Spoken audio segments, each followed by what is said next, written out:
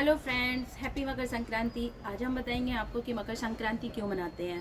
Basically क्या है कि आज के दिन जो सूरज है वो हमारा दक्षिण से उत्तर में प्रवेश करता है, जिसकी वजह से जो सूरज की जो रोशनी है वो हमारी पृथ्वी पर ज़्यादा देर तक के लिए रहती है। और इस आज के ही दिन जो सूरज है वो धनु राशि से निकलकर मकर राशि में प्रवेश करता है। इसके कुछ लोग आज के दिन गंगा नदी में स्नान करते हैं, गंगा सागर में स्नान करते हैं या किसी नदी में स्नान करते हैं। ऐसा मानते हैं कि नदी में स्नान करने से या गंगा सागर में स्नान करने से उनके 7 जन्मों के पाप धुल जाएंगे और उन्हें मोक्ष की प्राप्ति होगी। इसके पीछे एक पौराणिक कथा है। इसके पीछे की पौराणिक कथा में एक ऋषि मुनि कपिल मुनि जो गंगा सागर के पास आश्रम बना के तपस्या कर रहे थे। उसी समय पे एक राजा सगर थे जो काफ़ी फेमस थे। उस समय पे काफ़ी परोपकारी थे, दान पुण्य करते थे। उनकी जो कीर्ति थी, जो उनकी फेमस थे, वो तीनों लोकों में वो फेमस थे। अब ये देख के जो राजा इंद्र हैं वो काफ़ी उनसे जलन महसूस करते थे, काफ़ी उनसे क्रोधित रहते थे। उसी समय पे जो राजा सगर उन्होंने एक अश्वमेध यज्ञ कराया। अश्वमेध यज्ञ में एक घोड़े को छोड़ा जाता है। उस घोड़े को इंद्र ने ले जाके कपिल मुनि के आश्रम में जाके बांध दिया। राजा सगर के 60,000 पुत्र थे। उन्होंने 60,000 पुत्रों को उस घोड़े की खोज में लगा दिया। जब उनके पुत्र खोजते खोजते कपिल मुनि के आश्रम में पहुंचे तो उन्होंने उस घोड़े को बंधा हुआ पाया।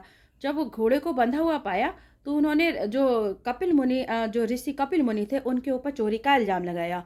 तो इस चोरी को इल्ज़ाम को जो कपिल मुनि थे उन्होंने तो कप कप जो राजा जो आपके कपिल मुनि थे वो इस चीज़ को सहन नहीं कर पाए कि उनके ऊपर किसी ने चोरी का आरोप लगाया है।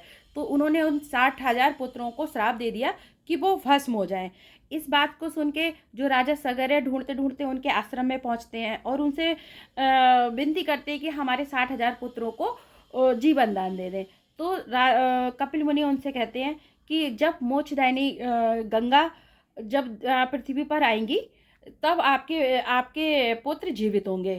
तो फिर उनके जो पुत्र थे वो काफ़ी तपस्या करते हैं। उनके पुत्र जो अंशुमन है वो भी तपस्या करते हैं। फिर इसके बाद अंशुमन के पुत्र जो भागीरथ हैं वो भी काफ़ी तपस्या करते हैं। उनकी तपस्या से जो गंगा जी हैं वो काफ़ी खुश होती हैं और पृथ्वी पे चलने के लिए तैयार होती हैं। बट उनका जो वेग होता है वो काफ़ी तेज़ होता है। अगर वो पृथ्वी पे एंटर करेंगी तो उनके वेग से ही वो पृथ्वी पूरी नष्ट हो सकती है। तो इसके लिए वो कहती हैं कि पहले आप शंकर भगवान जी को प्रसन्न करिए। तो भागीरथी फिर शंकर भगवान की तपस्या करते हैं और उनको खुश करते हैं। फिर जो गंगा जी हैं वो उनकी जटाओं से होते हुए पृथ्वी पे जाती है। अब आगे आगे भागीरथी जाते हैं और उनके पीछे पीछे गंगा जी आती हैं।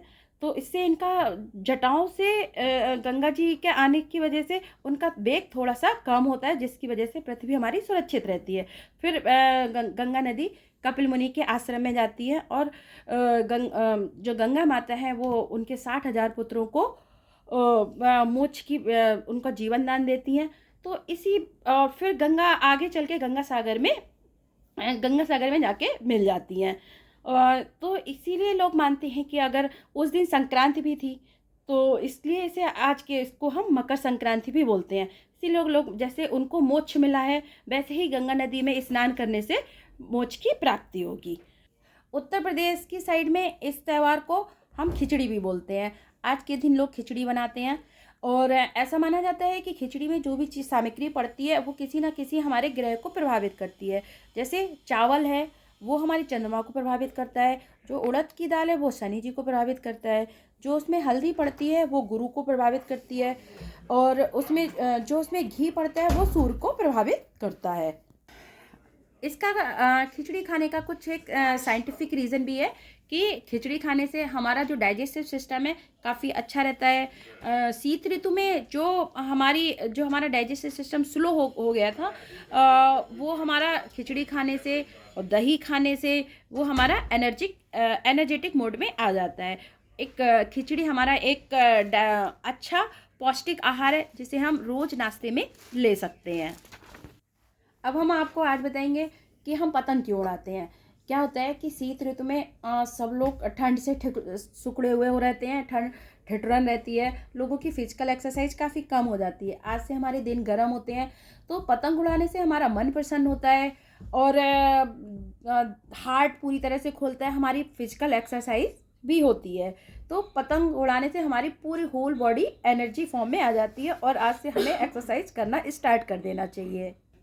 कुछ लोग मानते हैं कि आज के दिन काले कपड़े पहनना चाहिए। इसका एक साइंटिफिक रीज़न भी है कि शीत ऋतु में अगर हम काले कपड़े पहनेंगे तो जो हमारी एनर्जी है, जो हमारी हीट है, वो हमारी एब्जॉर्ब हो जाएगी। और हमारा जो मकर राशि में जब हमारा सूर्य एंटर करता है तो उसका स्वामी भी शनि है, तो उनको भी खुश करने के लिए हम काले कपड़े पहन सकते हैं। अगर हमारी कोई इन्फॉर्मेशन में आपकी क्वेरी है तो आप इसको आप कमेंट बॉक्स में डाल सकते हैं। अगर आपको हमारी इन्फॉर्मेशन अच्छी लगे तो प्लीज़ सब्सक्राइब करें हमारे चैनल को और लाइक्स करें, कमेंट करें प्रीति के एथनिक्स एंड किड्स ब्लॉग्स पर। धन्यवाद।